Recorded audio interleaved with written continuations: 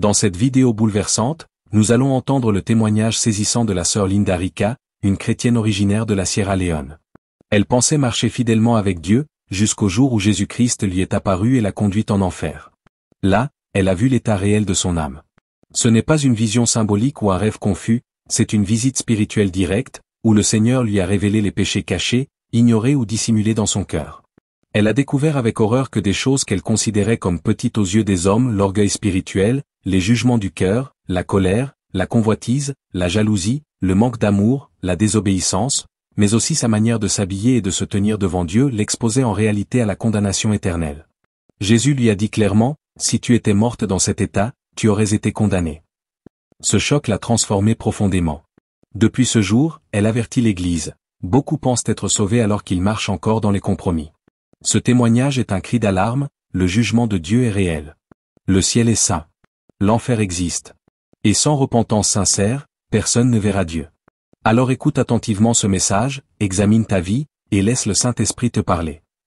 Quand nous sommes allés en enfer pour la deuxième fois, comme le Seigneur me l'avait dit, il m'a révélé que nous y retournerions une seconde fois pour que je voie ce dont il m'avait toujours averti, ce que beaucoup prennent à la légère, comme si cela ne les concernait pas. Alors que je voulais protester, le Seigneur m'a interrompu et m'a dit, « Obéis simplement. Va leur dire. » Parce que je ne voulais pas retourner en enfer, de peur qu'ils ne m'y abandonnent. Et soudain, nous nous sommes retrouvés à l'entrée même de l'enfer. Quand nous y sommes entrés cette fois-là, c'était très sombre, extrêmement sombre. Mais comme j'étais avec le Roi des rois, le Seigneur des seigneurs, la lumière qui émanait du corps de Jésus éclairait tout l'enfer. Grâce à cette lumière, je pouvais tout voir clairement. J'ai vu des personnes suspendues comme de la viande. Certaines étaient pliées d'une façon inhumaine. D'autres étaient posées comme sur des plateaux, comme si on découpait leur chair. Les gens étaient répartis dans différentes sections. Et puis, Jésus m'a montré quelque chose, une énorme bouteille transparente, comme un bocal en verre. À l'intérieur, je voyais des êtres humains bien vivants, de toutes les couleurs et races, vaquant à leurs occupations habituelles, comme dans leur quotidien. Je lui ai demandé, « Seigneur, ces gens sont en enfer, mais ils ne semblent pas souffrir. » Et il m'a répondu, « Ce sont leurs esprits. Ce sont des pécheurs encore vivants sur la terre, mais que le diable a déjà enchaînés et capturés. Si l'un demeure dans cet état, il va directement en enfer. C'est uniquement s'ils se repentent qu'ils peuvent être libérés de cette prison spirituelle. » Ce que je voyais, c'était comme une émission télévisée. Ils marchaient, faisaient leurs activités, mais étaient déjà sous le contrôle du diable. Alors le Seigneur m'a dit, « Va avertir tous ceux qui ne croient pas en moi, les musulmans, tous ceux qui ne croient pas que Jésus est le chemin, va avertir mes fils et mes filles qui prétendent croire en moi mais vivent encore dans le péché. Aucun péché ne pourra entrer au ciel. Va leur dire. Va dire à ceux qui se vêtent comme les gens du monde, influencés par le diable, que moi, le Seigneur, je veux une différence claire entre mes enfants et les enfants de Satan. » Il a poursuivi, « Regarde comment ils adorent Satan avec leur nudité. Ils apportent cette nudité jusque dans mon église. Dis-leur que je ne réponds pas à de telles prières. Je ne suis pas un Dieu nu. Je demande des mains saintes. Mes enfants doivent être saints. » Ensuite, le Seigneur m'a emmené voir des démons. Il m'a montré le démon des dreadlocks.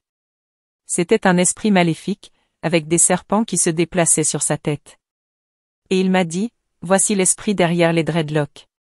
Chaque personne qui porte cela attire cet esprit spécifique. » Il m'a ensuite conduite dans une autre section où étaient les idolâtres, ceux qui adorent Marie, les arbres, les statues, etc. Là, un démon écrasait leur tête contre des pierres brûlantes. Il leur enfonçait la tête sur ces pierres, et il hurlait de douleur. Le démon leur disait, « Il n'y a qu'un seul Dieu très haut à adorer, bande d'insensés. » Et le Seigneur m'a dit, « Va avertir les musulmans, les catholiques, les idolâtres, les occultistes, tous ceux qui adorent des démons ou la création. Ils se détruisent eux-mêmes. » Ensuite, nous sommes allés dans la section des fumeurs. On leur faisait mettre des objets brûlants dans la bouche. Cela leur rôtissait la bouche, qui s'ouvrait sous la douleur, et ils criaient, pleuraient. Et le Seigneur a dit, « Va leur dire, ceux qui aiment fumer, ceux qui introduisent des choses impures et brûlantes dans leur corps, s'ils meurent ainsi, c'est ce qui les attend. » Puis, le Seigneur m'a emmené voir ceux qui commettent la fornication. Il m'a dit, regarde ce qu'ils t'ont fait. Et j'ai vu les mêmes actes horribles. Les jambes des personnes étaient écartées de force, et on leur enfonçait des lances dans les parties intimes. Ensuite, on m'a parlé d'un clip vidéo illustrant cela. Une sœur chinoise, que je ne connais pas personnellement, a eu une vision similaire. Elle était artiste, et Dieu lui a demandé de dessiner tout ce qu'elle avait vu dans l'enfer.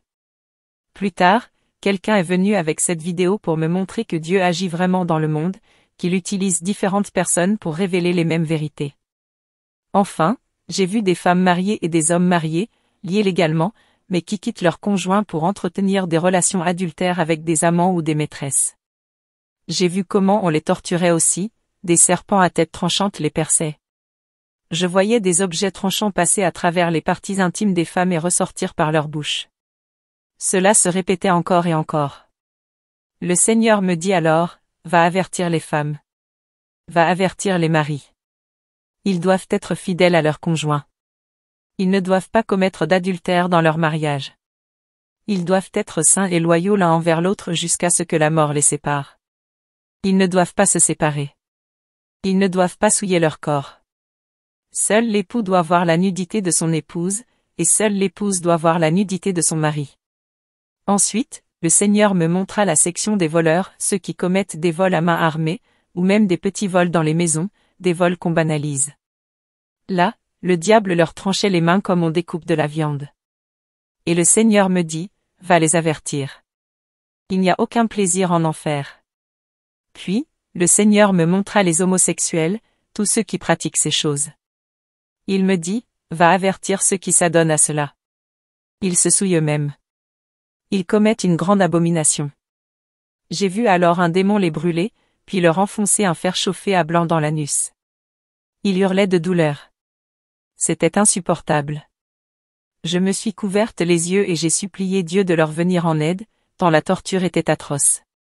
Le démon les pliait, leur disait, tu aimes ça, n'est-ce pas, puis il insérait l'objet brûlant qui traversait leur corps jusqu'à sortir par leur bouche. Ensuite, il recommençait avec un autre objet. Le Seigneur, en voyant cela, a commencé à pleurer. Il m'a dit, va avertir ceux qui commettent cette abomination. Cela ne leur apportera rien d'autre qu'une souffrance éternelle. Puis j'ai vu des lesbiennes, des femmes qui ont des relations sexuelles entre elles. Satan avait envoyé un démon qui les allongeait sur une table, puis les transperçait avec toutes sortes d'objets. Il insérait, arrachait, transperçait sans relâche. Elles hurlaient, pleuraient, regrettaient. Le démon leur disait, tu aimais jouer avec ta semblable, pourquoi tu cries maintenant? Et elles criaient à Dieu, disant, Seigneur, je ne recommencerai plus. Le Seigneur me dit, as-tu vu? Va avertir, car certains de mes amis s'adonnent à cela. Va leur dire. Même certains pasteurs ordonnent ces gens au nom de Dieu. Dis-leur qu'ils vont en payer le prix. Le Seigneur m'emmena ensuite dans la section des sorciers et des sorcières. Je les ai vus manger leur propre chair, comme si c'était de la nourriture. Le Seigneur me dit, tous ceux-là, qui mangent de la chair humaine la nuit, qui boivent du sang, et qui se trouvent au milieu de mes enfants pour détruire leurs œuvres, s'ils ne se repentent pas, ils mangeront leur propre chair en enfer. Ensuite, j'ai vu la section des pasteurs. Ils pleuraient amèrement, car les souffrances étaient terribles. Certains disaient, Seigneur, je ne veux plus être pasteur. Accorde-moi une seconde chance. Et le Seigneur me dit.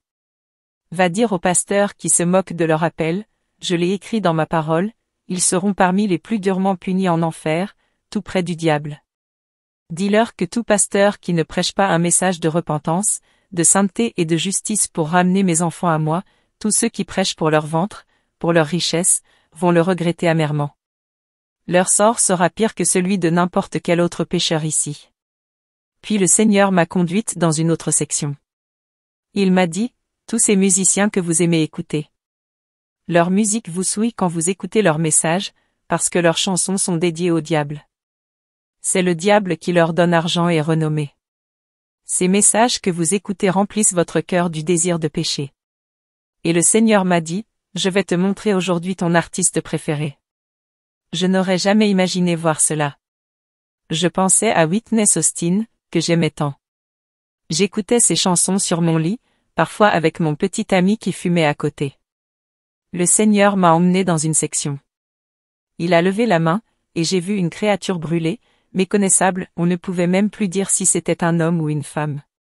Elle était complètement consumée. Et cette personne est sortie en pleurant, suppliant Jésus, « Aie pitié de moi, Jésus. Je suis prête à perdre ma vie pour toi. Je veux te servir, Jésus. Je ne veux plus suivre le monde. Aie pitié de moi. » Mais Jésus lui a répondu, « Il est trop tard. Tu as gaspillé ton talent. Tu as gaspillé l'opportunité que je t'ai donnée. Tu t'es prosterné devant le diable. Maintenant tu es ici. Où est ton argent maintenant? Où est ta célébrité? » Et le Seigneur lui a posé des questions dures, « Tu pensais que ta vie t'appartenait, que tu étais maître de ton destin? Ma fille, il est trop tard maintenant. » La personne criait, « S'il te plaît, Jésus, exauce ma requête, rien qu'une seule fois. » Et le Seigneur lui demanda, « Que as-tu à dire? » Elle répondit, « J'ai une seule fille sur la terre. Jésus, je t'en supplie, envoie-lui un message. Fais qu'elle se repente. Jésus, je t'en supplie, je ne veux pas que ma fille vienne ici. Jésus, s'il te plaît. Dis à ma mère de dépenser mon argent pour élever mon enfant dans la voie de Dieu. S'il te plaît, Jésus, s'il te plaît. » Puis le Seigneur se tourna vers moi et me dit, « C'est cette personne que vous suivez sur la terre. Elle est venue en enfer. Tous ceux qui suivent ses traces finiront ici. Elle n'a rien fait pour moi sur terre, sinon louer le diable. Et ceux qui sont liés à elle viendront aussi ici. Beaucoup d'entre eux sont déjà enchaînés par le diable. Ils la suivent, l'admirent, et gaspillent leur talent dans la musique mondaine. Ils finiront comme elle. » Ensuite, le Seigneur m'a conduite dans un autre département. Il leva la main, et une autre âme en sortit. Cette âme m'appela par mon nom et se mit à pleurer, « Linda, je t'en supplie, intercède auprès de Jésus pour moi. » J'étais choquée. Je me suis dit, « Qui est-ce encore? Qui me connaît ainsi? » Alors elle me dit, « Linda, tu ne me reconnais pas? Je suis Gifty. » C'était ma meilleure amie avant que je ne connaisse Christ en 2013. Elle était décédée 2 ans avant ma conversion. Alors je me suis jetée aux pieds de Jésus en suppliant, « Jésus, je t'en supplie, pardonne à mon amie. Aie pitié d'elle, Seigneur, je t'en supplie. » Et Jésus me répondit, « Ma fille, je ne suis pas un Dieu méchant. Tous ceux qui sont ici, y compris toi qui es venu, je vous ai tous avertis.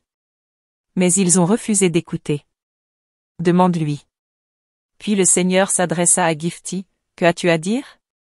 Car il est trop tard pour toi, ma fille. » Elle répondit, « Seigneur, fais venir mon père ici. Mon père est un révérend. Il prêche, mais il ne m'a jamais enseigné ni guidé dans ta voie. C'est même lui qui me donnait de l'argent pour faire toutes ces choses pécheresses. Qu'il vienne ici. » Alors Jésus se tourna vers moi et dit, « Va dire à ce père, à tous ces pasteurs qui détruisent leurs enfants et leurs fidèles avec des paroles flatteuses, sans les préparer à la vérité. Regarde ce que dit sa fille. Va lui dire qu'il a envoyé sa propre fille en enfer. Et s'il ne se repent pas, il la rejoindra ici. » Puis le Seigneur m'a emmené dans une autre partie. Il leva la main, et une autre âme en sortit. Ni lui ni moi ne parlions. Cette âme nous regarda, puis se mit à pleurer. Elle dit, « Ma fille, je t'en supplie, supplie Jésus pour moi. Ne me laisse pas ici. Intercède, ma fille. » Et je reconnus que c'était ma propre mère. Je me mis à genoux et je criai, « Jésus, s'il te plaît, Jésus, je t'en supplie. » Ma mère était musulmane, « Jésus, je t'en supplie. » Je pleurais, je suppliais, « Jésus, je t'en supplie, sauve ma mère. » Et le Seigneur me répondit, « Ma fille, je ne changerai pas pour qui que ce soit. Ta mère était musulmane, elle ne croyait pas en moi. Elle n'a pas vécu selon ma volonté. Je ne changerai pas. » Je continuais à pleurer, « Seigneur, je t'en supplie, sauve ma mère. » Et ma mère suppliait aussi, « Ma fille, ne me laisse pas ici. S'il te plaît, Jésus, sauve-moi. Je crois maintenant. Je te suivrai, Jésus. » Mais Jésus répondit, « Ma fille, il est trop tard. » Et ma mère s'écria, dis à tes sœurs de ne pas venir ici. Je me jetai aux pieds de Jésus, en suppliant, Seigneur, tu m'as montré ta miséricorde, fais-le pour ma mère aussi. Et le Seigneur me dit, ma fille, je ne suis pas un Dieu cruel. C'est pour cela que je t'envoie. Va dire à ceux qui sont encore sur la terre de se repentir avant qu'il ne soit trop tard. Je ne suis pas un Dieu méchant. Et pendant que le Seigneur parlait à ma mère et disait, il est trop tard, elle commença à être entraînée vers le bas. Elle m'appela par mon nom, ne m'abandonne pas. Et je suppliais Jésus, Seigneur, tu as le pouvoir de la sauver. Je lui enseignerai ta voie. Mais le Seigneur me dit, laisse-la. Puis Jésus me parla en disant, voilà comment je pleure chaque jour, à chaque fois qu'un de mes enfants rate mon royaume et se retrouve ici. Je n'ai pas créé l'enfer pour eux. L'enfer a été préparé pour le diable. Mais moi, je suis Dieu, je ne suis pas un homme.